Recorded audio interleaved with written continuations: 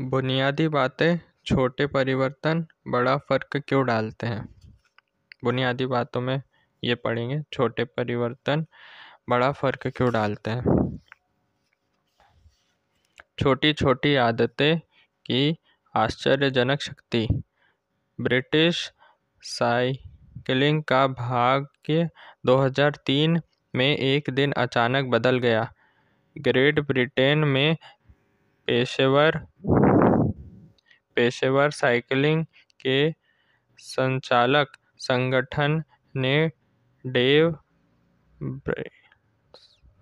Brailsford को अपना नया प्रदर्शन संचालक बनाया। ग्रेट ब्रिटेन ने पेशेवर साइकिल चालक लगभग 100 साल से गुमनामी झेल रहे थे।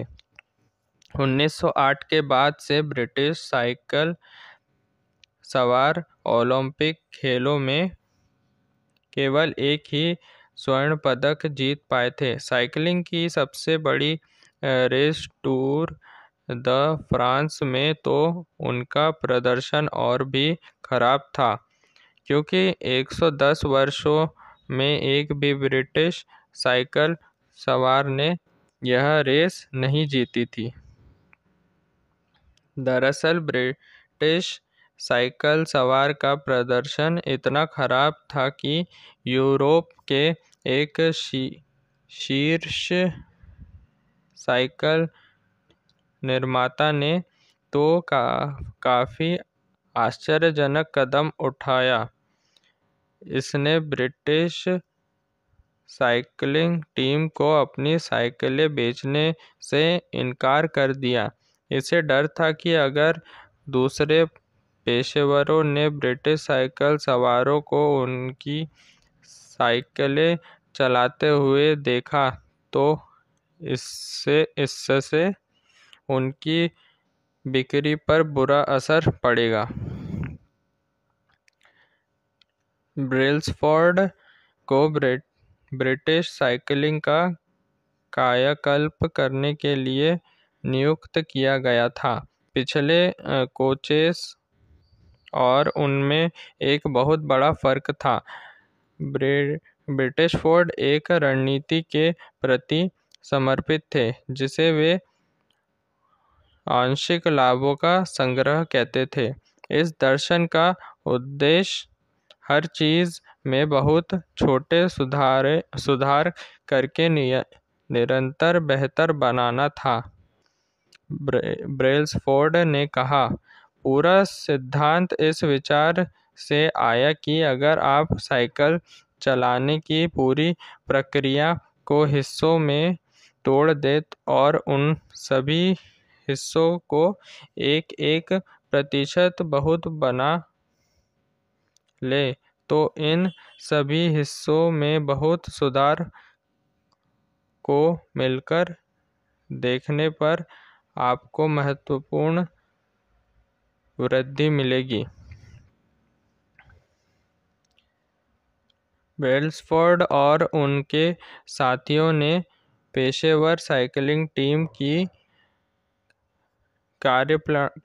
कार्यप्रणाली में छोटे छोटे बदलाव करके शुरुआत की। उन्होंने साइकिल की सीट्स को दोबारा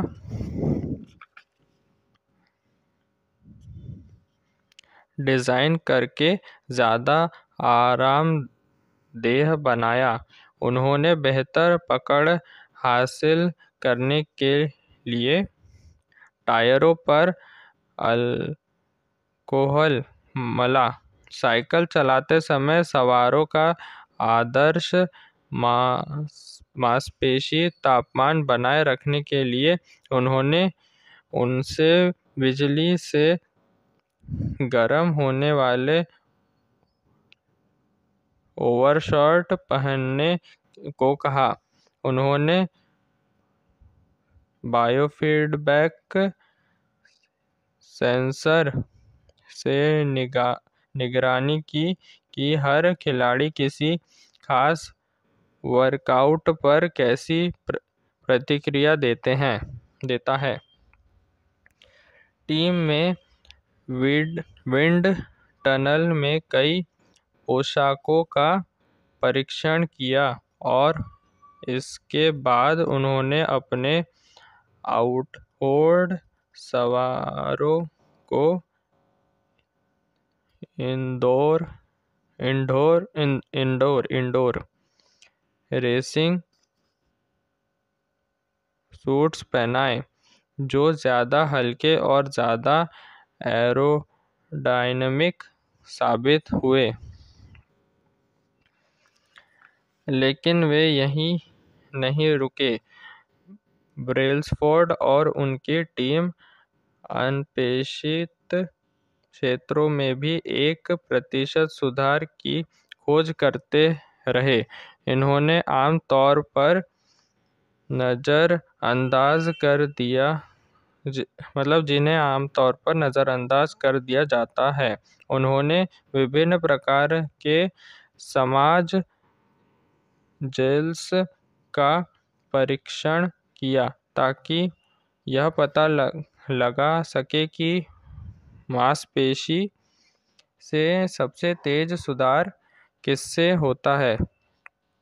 उन्होंने एक सर्जन को नियुक्त किया जिसने हर साइकिल सवार को सिखाया कि सर्दी की आशंका को घटाने के लिए हाथ धोने का सर्वश्रेष्ठ तरीका क्या है।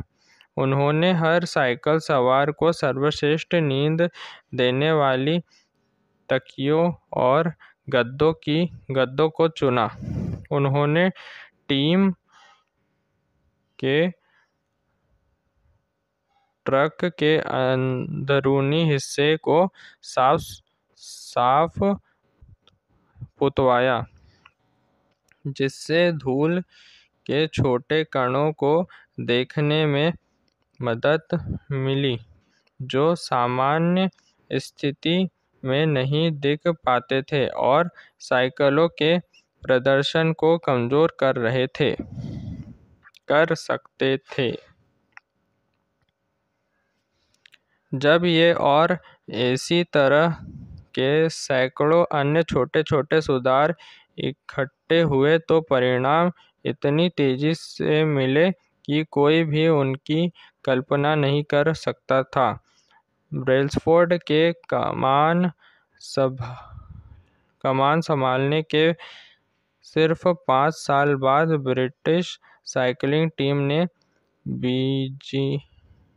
बीजिंग के 2008 ओलंपिक खेलों में रोड एंड ट्रैक साइकिलिंग स्पर्धाओं में वर्चस्व स्थापित किया, जहां उन्होंने 60% स्वर्ण पदक जीतकर सबको आश्चर्यचकित कर दिया। 4 साल बाद जब लंदन में ओलंपिक खेल हुए तो ब्रिटिश टीम ने अपने प्रदर्शन को और बेहतर बनाया। उन्होंने 9 ओलंपिक कीर्तिमान तथा 7 विश्व कीर्तिमान बनाए। उसी साल Bradley Wiggins tour the France को जीतने वाले पहले ब्रिटिश साइकिल सवार बने। अगले साल उनकी टीम के साथी क्रिस फ्रूम ने यह रेस जीती। उन्होंने 2015, 2016 और 2017 में भी यह रेस जीती, जिससे ब्रिटिश टीम को 6 साल में 5 टूर द फ्रांस विजय हासिल हुई। 2007 से 2017 के 10 वर्षों में ब्रिटिश साइकिल सवारों ने 178 विश्व चैंपियनशिप जीती। 78, ठीक है। इसके अलावा उन्होंने 67 ओलंपिक या पैरा ओलंपिक मेडल जीते और 5 टूर द फ्रांस विजय हासिल की। इस उल्लेखनीय प्रदर्शन की वजह से इसे ब्रिटिश साइकिलिंग के इतिहास का सबसे सफल दौर कहा जाता है। यहाँ पे ये 2 नंबर पॉइंट दिया है। जहाँ यह पुस्तक प्रकाशित होने वाली थी तब ब्रिटिश साइकिलिंग टीम के बारे में नई जानकारी सामने आई। आप ये वाली वेबसाइट में जाके atomichabit.com/cycling पर जाकर मेरे विचार जान सकते हैं। यहाँ से आगे पढ़ते हैं। यह कैसे हुआ? सामान्य खिलाड़ियों की यह टीम बहुत छोटे परिवर्तन करके विश्व चैंपियन कैसे बन गई? छोटे छोटे सुधार मिलकर इतने उल्लेखनीय परिमाण कैसे बने? सबसे अहम प्रश्न, अब अपने जीवन में इस नीति को कैसे दोहरा सकते हैं?